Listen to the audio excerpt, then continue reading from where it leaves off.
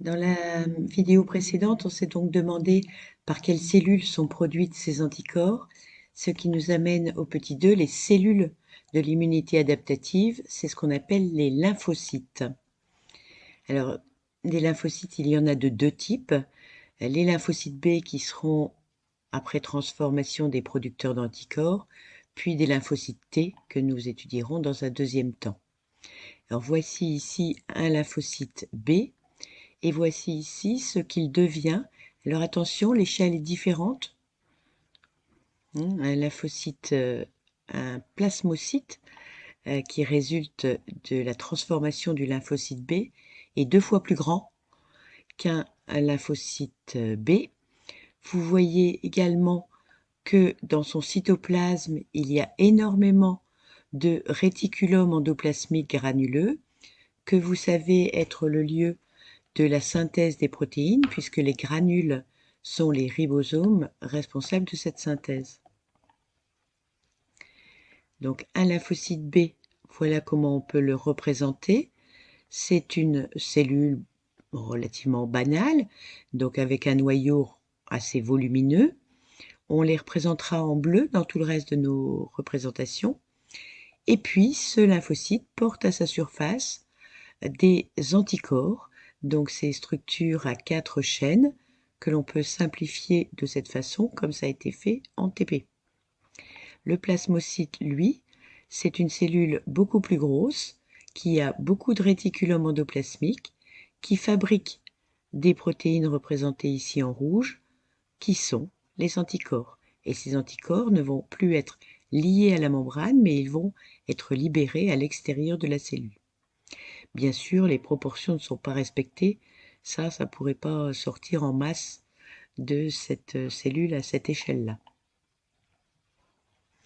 Alors, on a ici, suite à une infection, le temps en jours et surtout le nombre de lymphocytes B fabriqués en fonction donc du temps et le nombre de plasmocytes également en fonction du temps.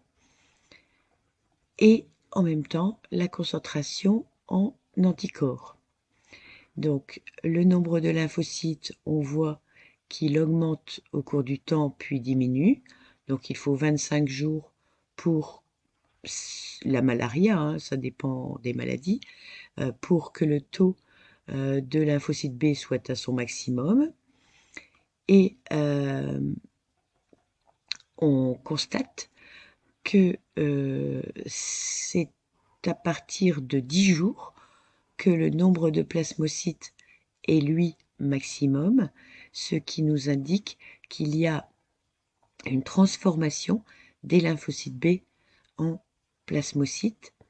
Ils diminuent ensuite et sécrètent pendant ce temps-là des anticorps. On voit que le début de fabrication d'anticorps, il se fait au moment où le nombre de plasmocytes augmente énormément.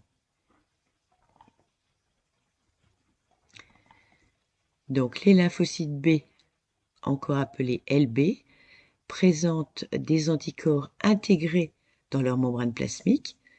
Je rappelle ici que c'est la partie constante de l'anticorps qui est intégrée à la membrane, donc ça tient.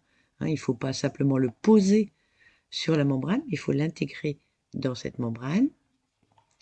Et lors du contact avec l'antigène, le lymphocyte B va se transformer en plasmocyte, qui est riche en réticulum endoplasmique granuleux, mais aussi en appareil de Golgi.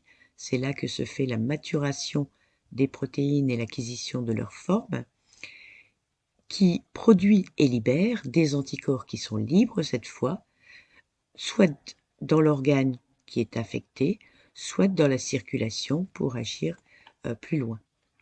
Cette transformation des lymphocytes B en plasmocytes, ça s'appelle la différenciation.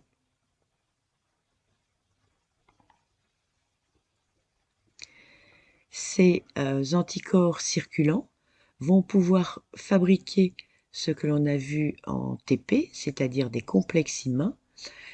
Vous pouvez maintenant schématiser un complexe immun avec l'agresseur, un virus par exemple, qui va être reconnu par plusieurs anticorps et ainsi être neutralisé, ne plus pouvoir agir, puisqu'ils sont bloqués en fait par les anticorps.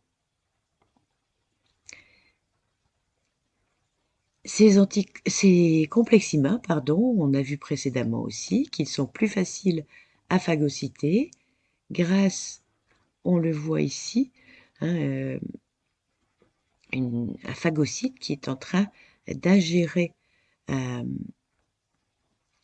l'élément étranger, donc grâce au récepteur à la partie constante des anticorps des phagocytes. Une façon de représenter celle de votre livre ici, page 399, donc une bactérie par exemple recouverte d'anticorps qui va donc se lier au récepteur de la partie constante, puis être ingérée, puis être digérée, comme on le connaît, par phagocytose. Je vous propose également ce schéma-ci, enfin plusieurs schémas à la suite des uns des autres que je vous demande de recopier. Donc ici, on a le complexe humain. Cette étape, c'est la reconnaissance du complexe humain par le macrophage. Il reconnaît les parties constantes des anticorps. Ensuite, ils vont s'y fixer. Puis, il y a ingestion. Et enfin, digestion à l'intérieur du macrophage ou du phagocyte en général. Et enfin, présentation au niveau du CMH de fragments de l'antigène. Donc ça peut être une partie de sa membrane, de sa paroi, de ses molécules d'accroche, etc. On obtient ce qu'on appelle une cellule présentatrice d'antigènes. Le macrophage est chargé de présenter les éléments étrangers. Je rappelle que le macrophage, c'est de l'immunité innée. Et donc là, il participe au déclenchement de l'immunité adaptative grâce à cette présentation. Le CMH, je rappelle que c'est le complexe majeur d'histocompatibilité, ce qui fait que quand on reçoit une greffe, il faut que ce soit des cellules qui soient proches génétiquement des nôtres, sinon elles vont être rejetées par le système immunitaire. Ce qui va nous amener à un début de schéma bilan. Donc je vous ai demandé de préparer 3 pages scotchées les unes aux autres pour réaliser ce schéma. Donc ici, vous êtes tout à fait en haut de votre page. La partie gauche est ici en blanc pour l'instant. La partie droite également. Donc au centre, vous faites votre macrophage avec les molécules du CMH qui portent des fragments de l'antigène. Première étape, on a une étape de sélection des lymphocytes B qui ont le bon récepteur. Donc le récepteur complémentaire de la forme du virus, si c'est un virus. Vous pourriez représenter, c'est pas ce qui est fait dans votre livre, mais vous pourriez représenter ici un lymphocyte B qui n'est pas, qui ne va pas être impliqué et donc qui ne va pas être sélectionné parce que son récepteur est de forme arrondie par exemple et donc ne reconnaît pas le virus libre. Ce serait encore mieux. S'ensuivent 2 autres étapes. Tout d'abord une étape d'amplification, c'est-à-dire de multiplication par mitose. Je vous invite à mettre un S à ce mitose, puisque à partir d'une cellule, on va en obtenir 2, puis 4, à partir d'une division, puis une deuxième, etc. Donc c'est l'étape qu'on appelle l'étape d'amplification. Et enfin la différenciation, on en a parlé précédemment, c'est la formation des plasmocytes sécréteurs d'anticorps, que l'on retrouve ici.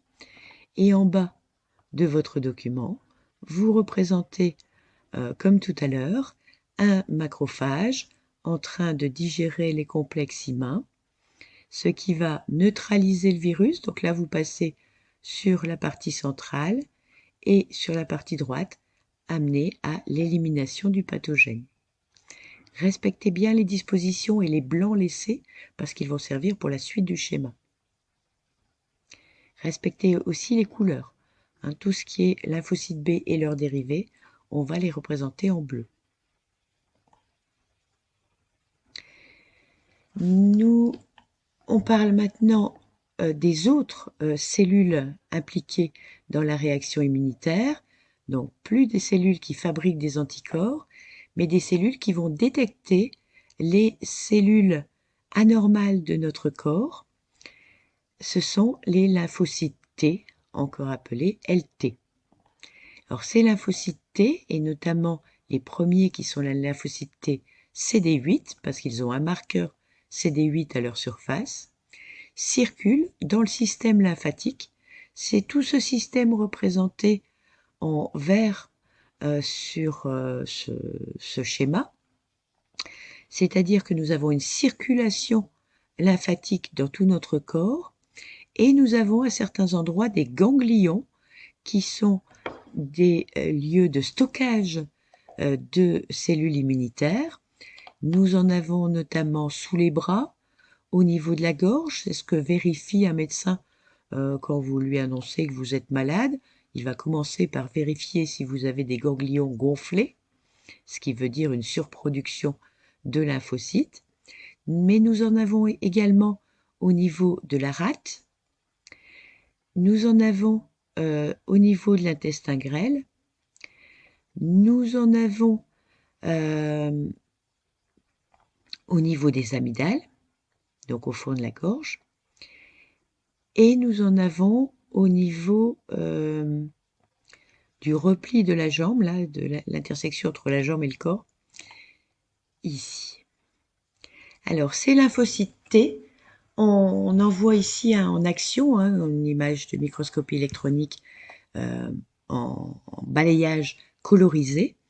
Ces lymphocytes vont reconnaître l'élément étranger uniquement si il est dans une cellule infectée. Alors voici ici un schéma qui le représente. Donc notre cellule T, elle possède aussi des récepteurs, mais qui sont différents des récepteurs des lymphocytes B. Ce sont des récepteurs à 2 chaînes uniquement, plutôt que 4. Donc ce ne sont pas des anticorps. On les appelle tout simplement des récepteurs T. Et donc ce récepteur T, qui est agrandi ici, c'est cette molécule jaune, va reconnaître deux choses. D'une part, l'antigène, c'est-à-dire l'élément étranger présenté par la CPA, cellule présentatrice d'antigène, et d'autre part, le CMH qui le porte. Donc, il va falloir qu'il y ait une double reconnaissance entre le récepteur et la cellule infectée. Comme pour les lymphocytes B, il va y avoir amplification et différenciation de la cellule.